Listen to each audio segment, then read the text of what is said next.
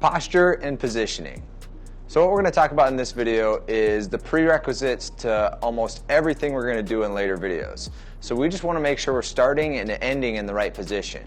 So the first one I'm going to talk about here is our athletic lean, or our sprint posturing and our lean. So we'll review these in most of the videos really quickly. I want to spend a little bit more time here on talking about how to get into that. So getting into our lean and our pelvic position, what we need to do is, if you see me, I'm a little rounded right here. I have a little curve, which it's okay to have a lumbar curve, but I don't want to be accentuating it here. So I'm going to take my hips and try and rotate those into a neutral position. And that's what I just did right there. So that gives me a flat front. So a lot of times I'll say pull your belly button through to your back. So it's like there's a string and you're pulling it, you're rotating, you can kind of squeeze the glutes a little bit and rotate those hips into neutral. So this is too far and this is too far, and we're just trying to find neutral position where it allows our hip flexors to be a normal length, our hamstrings to be a normal length, and they're not either shortened or lengthened, they're ready to go any direction. So if we struggle with that, we have lots of exercises like our dead bugs or other drills that are just working on understanding how to get our hips into a neutral position. So one more time, my feet are pointed forward, my chin is neutral here, I pull my belly button through, I rotate, and I'm neutral. So then from there, to get our sprinting posture, our top speed sprinting posture, really all we have to do is rotate up onto our toes, and we pull our shoulders back, and we have that rod from our ear through our ankle, and it's almost like, what I like to tell a lot of my athletes is it's like you're standing on a cliff and you're up over the top as much as you can, and you're playing with how far can I go before I fall. That's really the lean we're looking for. It's between 8, 10, 12 degrees, or even sometimes a little bit more, whatever we can do to really fight that and be over the top. So that's our sprint positioning and our posture in a lot of different drills that we may do. Next step is an athletic position. So you hear this a lot. So drop into your athletic position. I want to make sure that the athletic position is actually athletic. Because a lot of times what I'll see is athletes, they'll drop into it and they're flat foot, their toes are out, they're too wide, they're wider than their shoulders, and they're here, and we really cannot move well. You get a lot of basketball coaches that'll get you in a defensive stance, and it's here, and you're arching your back, and you're really not in a great position.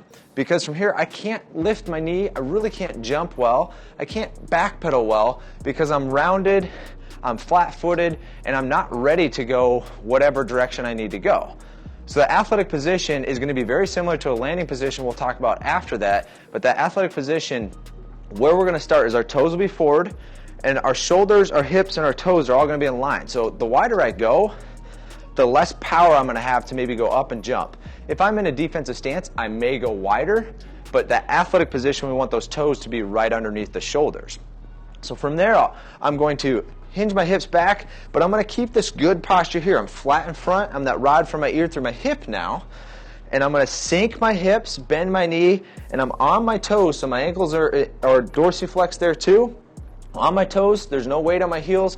And now from here, I'm strong. I'm ready to jab this way. I'm ready to go back. I could go to the side, and I could jump. So from there, that's the athletic position we're looking for. Now the landing position is very similar, except we're going to be having our arms back. So if we just jumped, we're in the air, we're going to drop down, and our arms are going to be back behind us because most likely we're going to be ready to jump again. That's what we want to prepare. So we could move our arms forward. If I landed, boom, and then I don't end up going anywhere. But the landing position that we're going to do in a lot of drills is being prepared for that next jump. A lot of times in sports, it's not the first jump, it's the second jump up off the ground that gets the ball.